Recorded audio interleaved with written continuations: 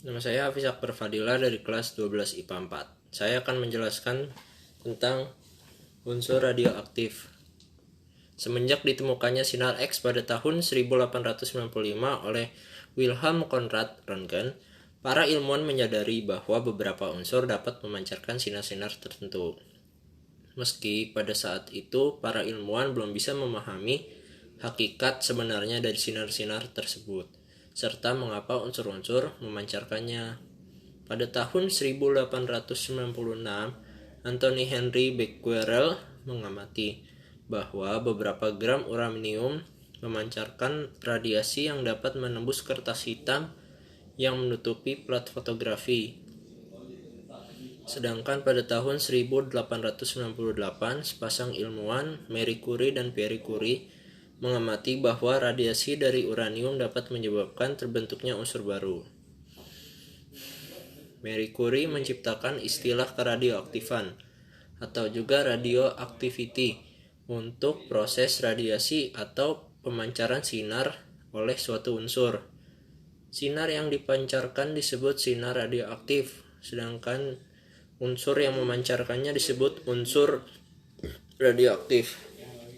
Pierre Curie dan Marie Curie berhasil mengisolasi dua buah unsur baru yang terbentuk dari peluruhan unsur uranium masing-masing pada bulan Juli dan Desember pada tahun 1898. Kedua unsur itu kemudian mereka namai polonium atau yang diambil dari nama negara asal Marie yaitu Polandia, dan radium yang diambil dari bahasa Latin radiare yang memiliki arti bersinar. Sama seperti uranium, kedua unsur ini juga bersifat radioaktif. Hasil penelitian mereka dituangkan sebagai disertasi Ph.D dari Marie Curie pada tahun 1903. Mungkin inilah disertasi paling hebat dalam sejarah ilmu pengetahuan, sebab mengantarkan Marie Curie untuk meraih 2 hadiah Nobel.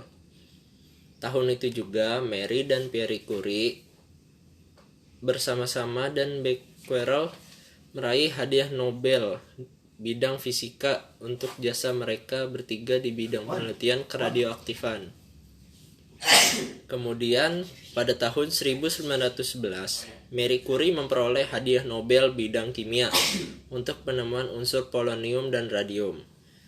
Pada tahun 1903, Ernest Rutherford mengemukakan bahwa sinar radioaktif dapat dibedakan menjadi 2 jenis berdasarkan muatan mereka.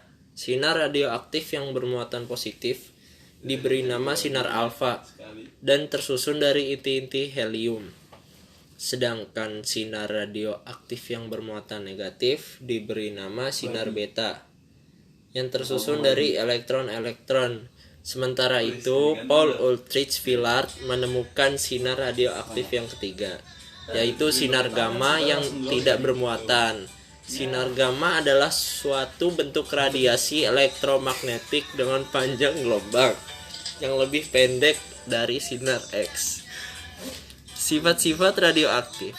Sifat-sifat radioaktif secara umum yaitu dapat menembus logam yang tipis, dapat menghitamkan plat film, dapat diuraikan oleh medan magnet menjadi 3 sinar, yaitu sinar alfa, sinar beta, dan sinar gamma. Yang pertama, sinar alfa. Sinar alfa merupakan radiasi partikel bermuatan positif dan merupakan inti dari 2He4. Terus yang kedua memiliki daya tembus paling lemah di antara sinar-sinar radioaktif yang lain. Terus ada daya pengion sinar alfa paling kuat di antara sinar-sinar radioaktif. Nah, yang kedua sinar beta. Sinar beta tuh yang pertama merupakan radiasi partikel bermuatan negatif. Yang kedua memiliki daya tembus yang lebih besar dari sinar alfa. Yang ketiga memiliki daya pengion yang lebih lemah dari sinar alfa. Yang ketiga, yang seterusnya akan membelok ke kutub positif jika berada dalam medan magnet. Nah, yang terakhir ada sinar gamma atau Y.